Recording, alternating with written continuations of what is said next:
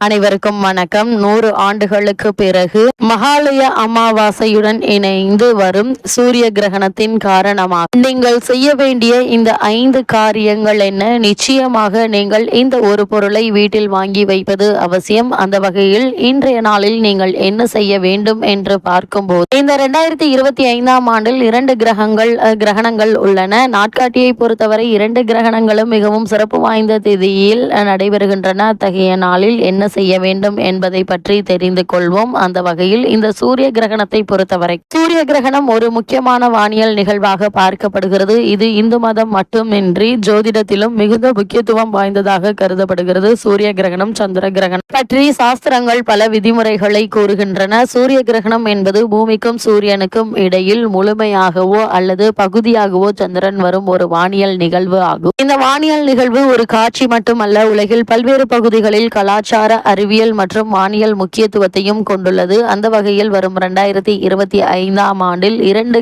சூரிய கிரகணங்கள் நிகழ இருக்கு. இது ஒரு மத கண்ணோட்டத்தில் மிகுந்த முக்கியத்துவம் வாய்ந்தது. முதலில் 2 கிரகணங்களும் பகுதி கிரகணங்களாக இருக்கும் என்பதை தெரிந்து கொள்வோம். 2025ஆம் ஆண்டு கிரகணம் பற்றி நீங்கள் தெரிந்து கொள்ள வேண்டிய விஷயங்கள் என்ன என்று பார்க்கும்போது, நாம் பார்க்க போவது 2வது சூரிய கிரகணம். அதாவது நிகழ்ந்து கொண்டிருக்கும் செப்டம்பர் மாதம் 21ஆம் தேதி அன்று நிகழும் சூரிய கிரகணம் பகுதி சூரிய கிரகணமாகவே இருக்குங்க. இந்த கிரகணம் இரவு 11 மணிக்கு தொடங்கி அதிகாலை 4 மணி வரை நீடிக்கும். இந்த கிரகணமும் இந்தியாவிலும் தென்படாது. இந்த கிரகணம் ஆஸ்திரேலியா, அண்டார்டிகா, பசிபிக் பெருங்கடல், அட்லாண்டிக் பெருங்கடல் பகுதிகளில் தெரியும். பஞ்சாங்கத்தின்படி முதல் கிரகணம் சைத்ர அமாவாசை நாளில் நடைபெறுகிறது. 2வது சூரிய கிரகணம் பித்ருபட்சத்தில் சர்வபித் அமாவாசை நாளில் நடைபெறுகிறது. 2 தேதிகளிலும் மிகவும் சிறப்பு வாய்ந்தவை. சைத்ர நவராத்திரி சைத்ர அமாவாசைக்கு பிறகு தொடங்குகிறது மற்றும் முன்னோர்கள் சர்வ பித்ரு அமாவாசை அனுப்பப்படுகிறார்கள். முதல் சூரிய கிரகண நாளில் சனி அமாவாசையும் உள்ளது. இந்த நாளில் சனி கும்பத்திலிருந்து மீனத்திற்கு பெயர்ச்சி அடைகிறார். சனியினுடைய பெயர்ச்சி மிகவும் சிறப்பு வாய்ந்ததாக இருக்கும். ஏனென்றால் சனி ஈஸ்வரரை விட்டு வெளியேறி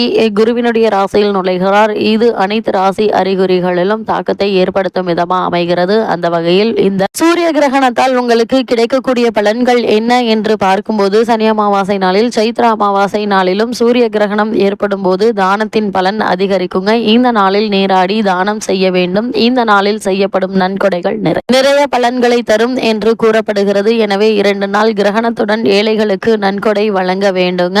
குறிப்பா இந்த காலகட்டங்களில் நீங்கள் செய்ய வேண்டிய 5 காரியங்கள் என்ன என்று பார்க்கும்போது, செப்டம்பர் 8ஆம் தேதியன்று காலையில் செப்டம்பர் 22ஆம் தேதி அன்று காலையில் எழுந்து குளித்து விட வேண்டும். கல், உப்பு, மஞ்சள், வேப்பிலை கலந்த நீரில் குளிக்க வேண்டும் என்பது ஐதீகம். அது மட்டுமில்லாமல் 2வதாக கல், உப்பு, மஞ்சள் கலந்த நீர் வீடு மற்றும் பூஜை அறையை சுத்தம் செய்ய வேண்டும். கல், உப்பு, மஞ்சள் கலந்த நீரை வீடு முழுவதும் தெளித்து விட வேண்டும். 3வதாக வீட்டில் உள்ள சாமி படங்களை மஞ்சள் கலந்த நீரால் துடைத்து விட்டு வீட்டில் ஏதாவது தீர்த்தம் இருந்தால் பூஜை அறையில் தெளித்து விடலாம். பூஜை அறையையும் வீட்டையும் புனிதமாக்கிய பிறகு வீட்டில் உள்ள தெய்வங்களுக்கு நெய்வேத்தியம் படைத்து வழிபட வேண்டும்.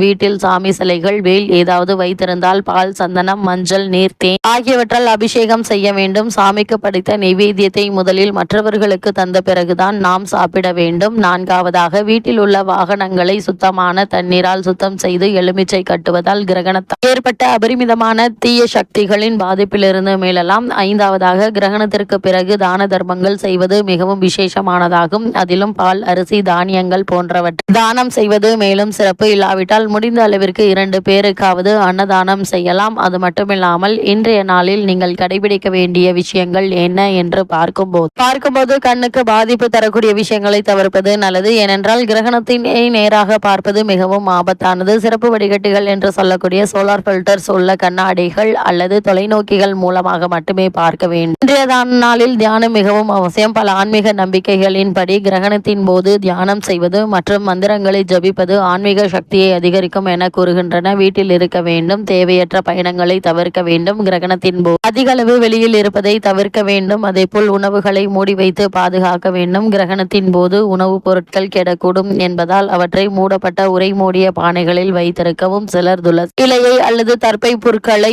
உணவில் வைப்பது வழக்கமாக கொண்டுள்ளனர். கிரகணத்திற்கு பிறகு தூய்மையாக குளிக்க வேண்டும். கிரகண நேரத்திற்கு பிறகு பரிசுத்தமாக குளித்துவிட்டு வீட்டின் சூழலை தூய்மைப்படுத்துவதே நல்லது. சாத்வீக உணவுகளை உணவை சாப்பிடக்கூடாது. அதாவது கிரகண நேரத்தில் முதியவர்கள், குழந்தைகள், கர்ப்பிணி பெண்கள் உணவு சாப்பிட வேண்டும் என்பவர்கள் பழங்கள், காய்கறிகள், தானியங்கள், நட்ஸ், பால் பொருட்கள் போன்றவற்றை சாப்பிடலாம். அதேபோல் சூரிய கிரகணத்தின் போது தவிர்க்க வேண்டியவை என்ன என்று பார்க்கும்போது, நேரடியாக பார்க்க வேண்டாம். சூரியனை நேரடியாக பார்ப்பதை தவிர்க்க வேண்டும். இதனால் கண்களுக்கு பாதிப்பு ஏற்பட வாய்ப்புகள் உள்ளது. கர்ப்பிணி பெண்கள் தவிர்க்க வேண்டியவை என்ன என்று பார்க்கும்போது, கர்ப்பிணி பெண்கள் கிரகணத்தின் நேரத்தில் வெளியில் செல்வதை தவிர்ப்பது நல்லது. ஏனெனில் இதனால் குழந்தைக்கு பாதிப்பு ஏற்படலாம். கிரகண நேரத்தில் உறங்க வேண்டாம். கிரகணத்தின் போது உறங்குவதை பலர் தவிர்க்கிறார்கள். ஏனெனில் அது உடல் மற்றும் மனசோர்வை அதிகரிக்கக்கூடும் என நம்பப்படுகிறது. அதேபோல் சாப்பிடக்கூடாத விஷயங்கள் என்ன என்று பார்க்கும்போது, கிரகணத்தின் போது சமைத்த உணவுகள், வெங்காயம், பூண்டு, அசைவம் ஆகியவற்றை சாப்பிடுவதை தவிர்க்க வேண்டும்.